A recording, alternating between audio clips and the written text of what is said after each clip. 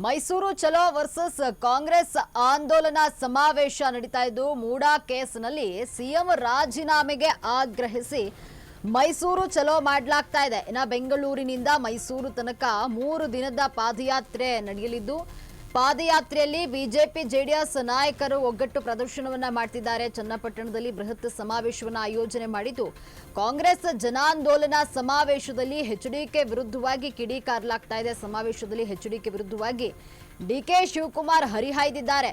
ಡಿಕೆಶಿ ಆರೋಪಕ್ಕೆ ಎಚ್ಡಿ ಕುಮಾರಸ್ವಾಮಿ ಉತ್ತರವನ್ನ ನೀಡಿದ್ದು ಬಿಜೆಪಿ ಜೆಡಿಎಸ್ ಪಾದಯಾತ್ರೆಗೆ ಟಕ್ಕರ್ ನೀಡಲು ಕಾಂಗ್ರೆಸ್ ಸಮಾವೇಶವನ್ನ ನಡೆಸ್ತಾ ಇದೆ. ಸಮಾವೇಶದ ನೇತೃತ್ವವನ್ನ ಡಿಸಿಎಂ ಡಿಕೆ ಶಿವಕುಮಾರ್ ವಹಿಸಿದ್ದಾರೆ. ಮೈತ್ರಿ ಕೈ ನಾಯಕರ ಒಂದು ಸಮಾವೇಶದಲ್ಲಿ ವೈಯಕ್ತಿಕ ಸಮರ ಜೋರಾಯಿತು. ಸಿಎಂ ಸಿದ್ದರಾಮಯ್ಯಗೆ ಅಹಿಂದ ಸಮುದಾಯಗಳು ಬೆಂಬಲವನ್ನ ನೀಡ್ತಾ ಇದೆ. ಮೈಸೂರಿನಲ್ಲಿ ಬೃಹತ್ ಸಮಾವೇಶಗಳನ್ನ ನಡೆಸಲು ಸಕಲ ಸಿದ್ಧತೆಯನ್ನ ಮಾಡಿಕೊಳ್ಳಲಾಗಿದೆ. ಮೈಸೂರು ಚಲೋ ವರ್ಸಸ್ ಕಾಂಗ್ರೆಸ್ ಜನಾಂದೋಲನ ಸಮಾವೇಶ ನಡೀತಾ ಇದ್ದು ಮೂಡಾ ಕೇಸಿನಲ್ಲಿ ಸಿಎಂ ರಾಜೀನಾಮೆಗೆ ಆಗ್ರಹಿಸಿ ಮೈಸೂರು ಚಲೋ ಮಾಡಲಾಗ್ತಾ ಇದೆ. ಬೆಂಗಳೂರಿನಿಂದ ಮೈಸೂರು ತನಕ 3 ದಿನದ ಪಾದಯಾತ್ರೆ ನಡೆಯಲಿದ್ದು ಪಾದಯಾತ್ರೆಯಲ್ಲಿ ಬಿಜೆಪಿ ಜೆಡಿಎಸ್ನ ನಾಯಕರು ಒಗ್ಗಟ್ಟು ಪ್ರದರ್ಶನವನ್ನ ಮಾಡಿದ್ದಾರೆ. ಹೆಚ್ಚಿನ ಮಾಹಿತಿ ನೀಡಲು ನಮ್ಮ ಪ್ರತಿನಿಧಿ ಯಶಸ್ ಮಾವುತರ್ ಡೆಸ್ಕ್ನ ನೇರ ಸಂಪರ್ಕದಲ್ಲಿದ್ದಾರೆ. ಯಶಸ್, ಏನು ಮೈಸೂರು ಚಲೋ ವರ್ಸಸ್ ಕಾಂಗ್ರೆಸ್ ಆಂದೋಲನ ಸಮಾವೇಶ ನಡೀತಾ ಇರುವಂತದ್ದು, ಮೂಡಾ ಕೇಸ್ನಲ್ಲಿ ಸಿಎಂ ಸಿದ್ದರಾಮಯ್ಯನವರ ರಾಜೀನಾಮೆಗೆ ಆಗ್ರಹಿಸಿ ಮೈಸೂರು ಚಲೋ ಮಾಡಲಾಗ್ತಾ ಇದೆ, ಬಗ್ಗೆ ಹೆಚ್ಚಿನ ಮಾಹಿತಿ ಏನಿದೆ? ಹೌದು ಲಕ್ಷ್ಮಿ, ರಾಜ್ಯ ರಾಜಕಾರಣದಲ್ಲಿ ಸಾಕಷ್ಟು ರೀತಿಯಾದಂತಹ ವಿದ್ಯಮಾನಗಳು ಆಗ್ತಾ ಇದೆ. ಭಾಳ ಪ್ರಮುಖವಾಗಿ ಈಗಾಗಲೇ ಏನು ರಾಜ್ಯ ನೆರೆ ಹಾವಳಿಯಿಂದ ತತ್ತರಿಸ್ತಾ ಇರೋದು ಒಂದು ಕಡೆ, ಆದರೆ ಮತ್ತೊಂದೆಡೆ ರಾಜಕೀಯ ಕೆಸರೆಚಾಟಕ್ಕೆ ಕಾರಣ ಆಗ್ತಾ ಇರತಕ್ಕಂಥದ್ದು. ವಿಪಕ್ಷಗಳು ಹಾಗೂ ಆಡಳಿತ ಪಕ್ಷಗಳು ಎರಡೂ ಕೂಡ ಏನು ತಮ್ಮ ಒಂದು ರಾಜಕೀಯ ವಾಗ್ವಾದದಲ್ಲಿ ತೊಡೆದಿರ್ತಕ್ಕಂಥದ್ದು. ಏನು ಜಾಸ್ತಿ ಕೇಂದ್ರ ಸಚಿವರಾದಂತಹ ಕುಮಾರಸ್ವಾಮಿ ಅವರು, DCM ಡಿ ಕೆ ಶಿವಕುಮಾರ್ ಅವರು ಕೂಡ ನೇರ ವಾಗ್ದಾಳಿಯನ್ನು ಮಾಡ್ತಾ ಇರ್ತಕ್ಕಂಥದ್ದು ಇದೊಂದೆಡೆ. ಆದರೆ ಮತ್ತೊಂದೆಡೆ BJP ಕೂಡ ರಾಜ್ಯ ಸರ್ಕಾರದ ಭ್ರಷ್ಟಾಚಾರದ ಆರೋಪಗಳಿದೆ. ಆರೋಪಗಳನ್ನು ಏನು ಸಮಗ್ರ ತನಿಖೆ ಹಾಗೂ ಏನು ಮುಖ್ಯಮಂತ್ರಿ ಸಿದ್ದರಾಮಯ್ಯ ರಾಜೀನಾಮೆಗೆ ಒತ್ತಾಯಿಸಿ ಬೃಹತ್ ಪಾದಯಾತ್ರೆಯನ್ನು ಈಗಾಗಲೇ ನಂಬಿಕೊಂಡಿರ್ತಕ್ಕಂಥದ್ದು.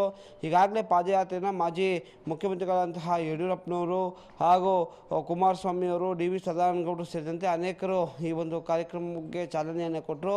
ಇವತ್ತು 3ನೇ ದಿನ ಪಾದಯಾತ್ರೆ ನಡೀತಾ ಇರ್ತಕ್ಕಂಥದ್ದು. ಈಗಾಗಲೇ ಸಾಕಷ್ಟು ಅಭೂತಪೂರ್ವ ಬೆಂಬಲ ವ್ಯಕ್ತ ಆಗಿದೆ. ಪ್ರತಿ ಊರುಗಳಲ್ಲೂ ಕೂಡ ಮತ್ತು ಪ್ರತಿ ತಾಲೂಕಿನಲ್ಲೂ ಕೂಡ ರಾಜ್ಯ ಸರ್ಕಾರದ ಧೋರಣೆ ವಿರುದ್ಧ ಸಾಕಷ್ಟು ಸಭೆಗಳನ್ನು ಮಾಡ್ತಾ ಇರ್ತಕ್ಕಂಥದ್ದು.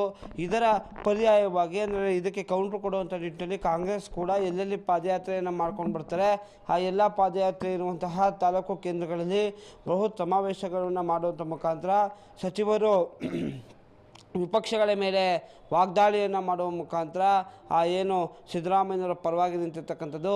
ಹೀಗಾಗಿ ಮುಖ್ಯಮಂತ್ರಿ ಸಿದ್ದರಾಮಯ್ಯನವರ ಪರವಾಗಿ ಕ್ಯಾಬಿನೆಟ್ ಹಾಗೂ ಏನು ಡಿ ಕೆ ಶಿವಕುಮಾರ್ ಅವರು ಬಲವಾಗಿ ನಿಂತಿದ್ದಾರೆ. ಹೀಗಾಗಿ ಅನೇಕ ಕಡೆ ಕೂಡ ಏನು ಈ ರೀತಿಯಾದಂತಹ ಒಂದು ಸಭೆಗಳನ್ನು ಕೂಡ ಮಾಡ್ತಾ ಇರ್ತಕ್ಕಂಥದ್ದು.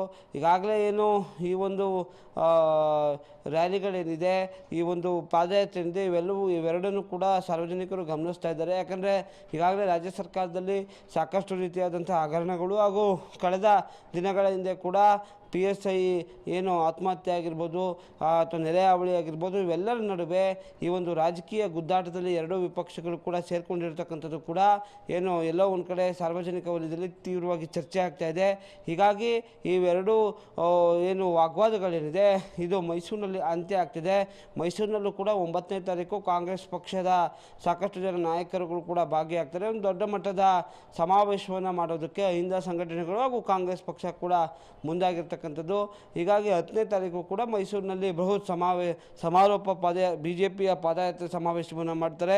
ಹೀಗಾಗಿ ಈ ಒಂದು ಪ್ರಕರಣ ಈಗಾಗಲೇ ಸಾಕಷ್ಟು ರೀತಿಯಾದಂಥ ತಲೆನೋವು ಈಗಾಗಲೇ ರಾಜ್ಯ ಆಡಳಿತ ಕಾಂಗ್ರೆಸ್ ಸರ್ಕಾರಕ್ಕೆ ಬಂದಿದೆ.